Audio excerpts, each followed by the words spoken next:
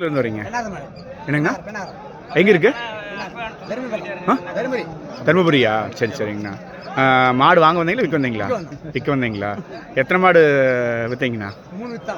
ஒன்று இருக்குதா இது எவ்வளோங்கண்ணா சொல்லிட்டு இருக்கீங்க 1.20 சொன்னீங்களா என்ன கண்ணு என்ன கண்ணு பொட்டக்கண்ணா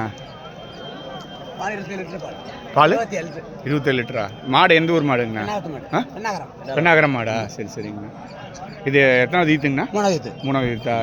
இது பல்லு எத்தனை பல்லுங்க கடம்பப்பா மடி பாருங்க மடி தான் பார்க்குறோம் இருக்கு காம்பு 4 காம்பு தெளிவாக இருக்குது